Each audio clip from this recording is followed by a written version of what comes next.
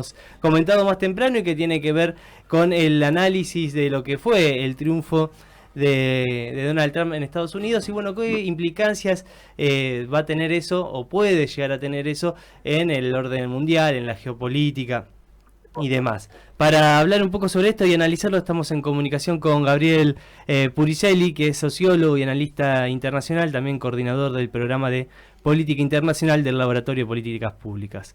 ¿Qué tal, Gabriel? Muy buenas tardes, gracias por atendernos. Acá Elías y el resto del equipo de La Unión te saluda. ¿Qué tal? Buenas tardes. Buenas tardes. Mira, Gabriel, como para poder entrar un poco y ver también qué mirada podés aportarnos vos y entender un poco qué es lo que se puede, lo que implica el triunfo de Donald Trump. Estaba viendo hoy que Putin en una conferencia, en un foro, perdón, de Valdai, dice algo así como que se aproxima un gran momento de la verdad. El orden mundial anterior se está convirtiendo irreversiblemente en algo del pasado.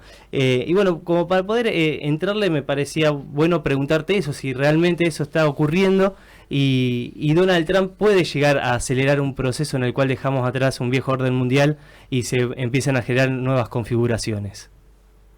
Bueno, lo que se da, y este comentario de Putin lo ratifica, es una situación paradójica donde Rusia, que hace mucho tiempo es lo que en relaciones internacionales se denomina un poder revisionista, un poder que quiere rediscutir las órdenes, el orden internacional, se da la coincidencia que tenemos ese liderazgo revisionista en Rusia con un presidente Trump que ya en su primer mandato dio sobradas muestras de estar muy incómodo con cualquier forma de multilateralismo, lo cual hace que paradójicamente la principal potencia, la única superpotencia del orden mundial actual, tiene con Trump una actitud parecidamente revisionista a la que tiene hace mucho tiempo Rusia. Entonces, efectivamente, existe esa convergencia por motivos distintos, por visiones distintas, por intereses distintos, pero hay una coincidencia fuerte en el cuestionamiento por parte de Estados Unidos al multilateralismo, porque efectivamente Trump tiene una visión completamente unilateralista y parcialmente aislacionista de los Estados Unidos, mientras que Rusia viene reclamando que se le reconozca a la Federación Rusa un lugar equivalente o parecido al que el orden previo a la caída del muro de Berlín le reconocía a la Unión Soviética. Así que esa coincidencia se da. ¿En qué va a resultar? Bueno, estamos a punto de verlo. Claro. Y ahí en ese, bueno, entre otras... Bueno, ahí puntualmente, que ya quedándonos un poco en Rusia, ¿ves que también pueda tener algún impacto concluyente en cuanto a la relación de Ucrania, la guerra de Ucrania con Rusia? Trump dijo, sin dar muchos detalles de cuál era el plan que tenía en la cabeza, que la guerra entre Rusia y Ucrania, con él en el gobierno, se terminaba en 24 horas. Lo que único que se avisora hoy como una posibilidad de que efectivamente ese conflicto termine rápidamente es si se le concede a Rusia su pretensión de quedarse con el 20% del territorio ucraniano. Eso con un gobierno demócrata no hubiera sucedido de ninguna manera porque no hubieran cejado junto con la Unión Europea en su apoyo a Ucrania.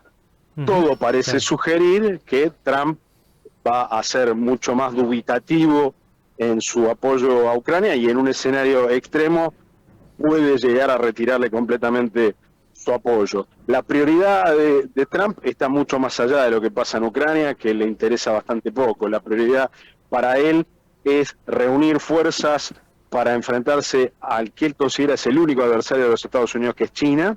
Claro. Y si el precio de mejorar las condiciones para enfrentarse a China es romper la alianza entre Rusia y China, no debería sorprendernos que Trump esté dispuesto a ceder a Putin todo lo que pretende, si a cambio de eso obtiene una actitud prescindente de Rusia en el conflicto entre Estados Unidos y China.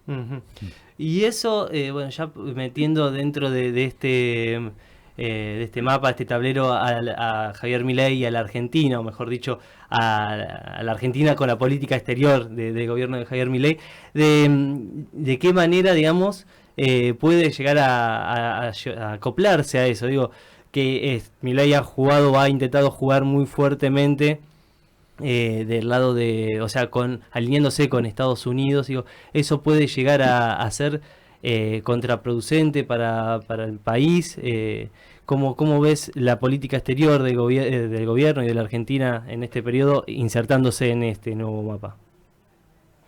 Bueno, ahí hay que pensar varias cosas. Primero, tomar nota de lo que yo creo que es más importante para la Argentina, de todo lo que se dijo en la campaña electoral estadounidense durante este año, que es una frase que repitió Trump en más de una oportunidad. Él dijo que aranceles o tariffs en inglés es la palabra más hermosa del idioma inglés.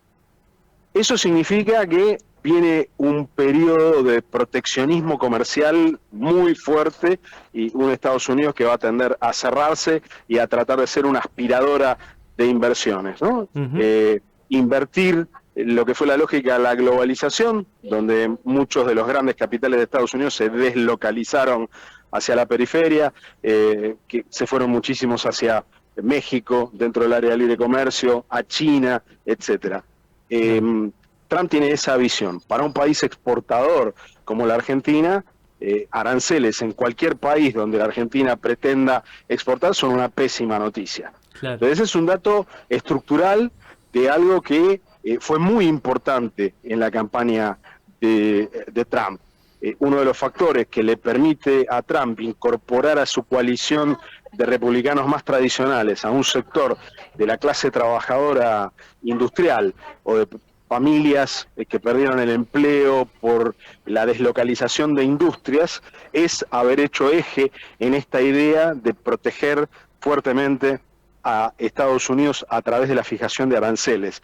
Es decir que yo no estoy haciendo, como dirían los norteamericanos, cherry picking, ¿no? De elegir un elemento de la campaña electoral que le sirve a un argumento que yo quiero plantear, sino que esta cuestión de los aranceles es muy importante y fue muy importante para garantizar el triunfo electoral de Trump, lo cual indica que no es una de esas ideas de las que podríamos esperar que Trump se olvide una vez que llegue al gobierno, sino que podemos estar bastante seguros de que eso va a ser así. Entonces eso crea condiciones complicadas para la posición comercial de la Argentina. Por otro lado, tenemos un presidente que no cree en una política exterior de los intereses, sino que cree en una política exterior de la ideología.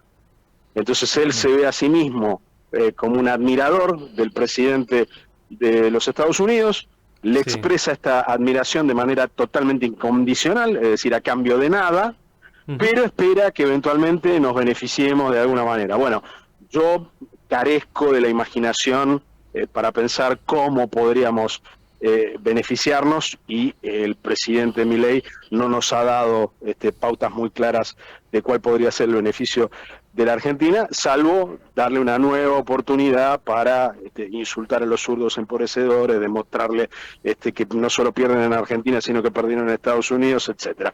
Eso está todo en el plano de los discursos, está todo en el plano de la ideología.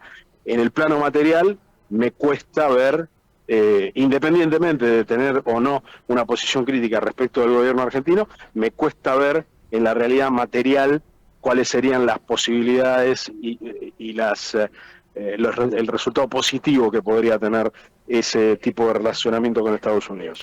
Gabriel, sobre esto que estás planteando, y pensaba antes que lo dijeras, y formulaba una pregunta que fuera por ese lado, porque digo, si políticamente, económicamente y por la política exterior también son tan diferentes el gobierno que va a ser el de Trump y lo que es el gobierno argentino de Javier Milei, ¿por qué se celebra tanto? Entonces vos por ahí hablas de una cuestión, es más, hasta empezaron a circular algunos tweets del año 2017 donde trataba de zurdo Milei a Trump. Digo, entonces, entonces, ¿por qué se celebra tanto desde la Casa Rosada el triunfo, digo, ¿lo ves como una cuestión netamente cultural? ¿Es parte de esta batalla cultural que está dando el gobierno? ¿O se aferraron a la figura de Trump y celebremos porque estamos a ver si ligamos algo? Digo, ¿o es parte de esta batalla cultural que se está dando?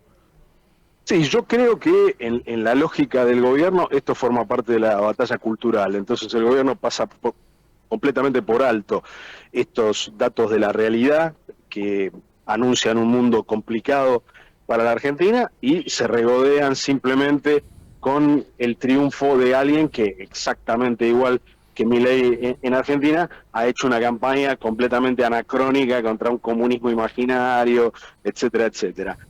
Ahí son dos gotas de agua. Cuando vamos a las decisiones de gobierno que uno puede esperar de Trump, nos encontramos con decisiones diametralmente opuestas a las que viene adoptando Milei, a las que viene promoviendo Federico Sturzenegger dentro del gobierno, etcétera. Así que yo creo que sí, como lo decía antes, el gobierno está jugando toda su política exterior, incluyendo la relación con Estados Unidos, en un plano meramente ideológico, y lo único que parece importarle es si obtiene de este alineamiento discursivo dividendos que le permitan profundizar su batalla cultural. Me parece que esa es la lógica con la que el gobierno está viendo esta relación, que es muy poco convencional, porque en esto el gobierno de Milei no es que rompe con la política exterior de gobiernos progresistas anteriores de la Argentina, rompe también con la política exterior de gobiernos conservadores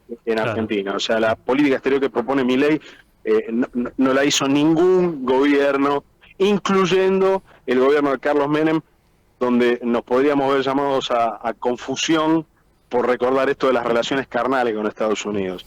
Pero aún bajo la idea de relaciones carnales, el gobierno de Menem tenía una idea muy concreta de qué era lo que esperaba de Estados Unidos. Esperaba flujos de capital hacia la Argentina a cambio de las privatizaciones, se rendía a los pies de un país que acababa de ganar la Guerra Fría, no de un poder como son los Estados Unidos actuales, que está siendo desafiado por otro poder ascendente como China. O sea, frente a un mundo distinto, hay algunas cosas que a primera vista podrían parecerse a la política exterior de Menem, pero apenas rascamos un poco la pintura, vemos esta diferencia, donde la política de Menem era decididamente y brutalmente pro-norteamericana, pero era una visión de política exterior que estaba anclada en una cierta idea de la Argentina, que no tenemos por qué compartir y que de hecho la mitad de los argentinos no compartían, pero había una idea de la Argentina detrás de la política exterior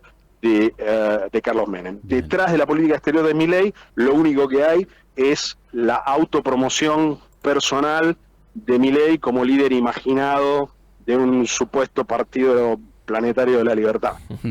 Bien, Gabriel, te pregunto ahí, te saco otra vez un poco para el plano mundial, digamos, ¿no? En esta cuestión de Trump, entiendo que no es un personaje político que tenga una visión globalizadora, vos corregime si no es así, pero que sí tiene de distinto en su comparación con la anterior gestión de Trump, la aparición de nuevas derechas, ¿no? O de derechas así más radicalizadas, como puede ser el caso de Milei en nuestro país. Se me ocurre en Europa Vox, en África también aparecen, digamos, hay como determinados apariciones de derechas más radicalizadas que por ahí pueden vincularse un poco con su discurso, el discurso de Trump más de esta cuestión supremacista, ¿no? Puede haber ahí un vínculo, puede haber ahí algún apoyo, puede haber una cuestión que por ahí, esto te decía, entiendo que no es globalizador en su mirada de la geopolítica Trump, pero por ahí puede tener algún anclaje en estas nuevas derechas. Absolutamente, creo que Trump llega en un momento donde líderes que en alguna medida se identifican con su estilo de liderazgo están en el gobierno en Italia, están en el gobierno en Hungría, están en el gobierno en la India, de la principal democracia del mundo, y tiene en Narendra Modi un líder que está muy construido a imagen y semejanza de Trump. Entre todos esos líderes, el más opuesto a la globalización o el más empeñado en volver a la situación previa a la globalización es Trump, Claro. ¿no? No tiene necesariamente una convergencia en eso con los demás, lo decíamos antes de Milei, pero vale para los otros líderes de extrema derecha. Pero efectivamente, si hay un espíritu de la época mundial, hoy es un espíritu de la época mucho más alineado con el estilo y con las ideas de Trump que en 2016 cuando ganó por primera vez la presidencia, y seguramente el hecho de haber ganado en el 2016 la presidencia le dio en parte alas a este fenómeno de extremas derechas al que viene a sumarse y al que viene a sumarle volumen y escala planetaria, ¿no? Ujú. Gabriel, te hago la última pregunta y te agradecemos mucho por este rato que nos has brindado. Y quería volver brevemente a la relación Trump-Argentina y preguntarte si ves algún tipo de intervención justamente de Trump en el Fondo Monetario Internacional y que eso pueda abrir algún flujo de dólares para la Argentina. Yo creo que ahí todos los que observamos esta situación, incluyendo los periodistas, nos encontramos frente al problema de que para decir algo respecto de esto contamos con una sola fuente, que es el gobierno argentino, afirmando que se viene esa ayuda de Estados Unidos en el Fondo Monetario. Hasta el momento yo no he visto que haya ninguna fuente del gobierno norteamericano, de la campaña de Trump o del propio fondo que apunte en esa dirección. Con lo cual, yo más bien lo que diría, hay que ser muy prudente antes de pensar que esta proximidad ideológica, incluso esta invitación de la que se habla para que Milei participe de la cumbre conservadora que se va a realizar en Mar-a-Lago, en la residencia, en el country club donde vive Donald Trump, sean indicadores que vamos hacia un salvataje del Fondo Monetario. Mientras la única fuente afirmando eso sea el gobierno argentino, habrá que tomar nota, pero me parece que no hay elementos para especular demasiado en esa dirección. Lo que hay que sí es que recordar los datos, y los datos son: Estados Unidos, bajo Trump, ejerció fuerte presión sobre el Fondo Monetario Internacional para que el programa de 55.000 millones de dólares que se le ofreció al gobierno de Macri se pusiera en marcha. De esos 55.000 millones de dólares se desembolsaron 44.000. Con esos 44.000 millones de dólares, Argentina excede largamente su cuota de participación en el Fondo Monetario, y por lo tanto pedir 10 o 15.000 millones de dólares más es exceder todavía más esa cuota, forzar todavía más los estatutos del Fondo Monetario Internacional, sin que se haya demostrado todavía el éxito del programa inicial. Esos son los datos objetivos e incontestables. Entonces eso también le pone un valor al tipo de presión que tendría que ejercer Estados Unidos, que tiene el 16,71% de las acciones del Fondo Monetario Internacional, es decir, es la principal potencia del mundo, tiene elementos políticos para poner en juego más allá de su participación accionaria, pero no deja de ser un país que tiene que convencer a todos los demás países del G7 y de la OCDE para que haya mayoría en el fondo para que nos presten ese dinero. Así que yo diría, es una cosa que no está aquí a la vuelta, que no hay que decir que no va a suceder, pero me parece que lo honesto y objetivo es decir que hoy no hay elementos para pensar que va a pasar. Claro, bien. Gabriel, muchas gracias por este rato que nos has brindado. Te mandamos un abrazo grande. No, gracias a usted por el llamado. Buenas tardes. Buenas tardes. Gabriel Puricelli hablaba con nosotros, es analista internacional, además de sociólogo, docente en la UBA y de ser también el coordinador del programa de política internacional del Laboratorio de Políticas Públicas.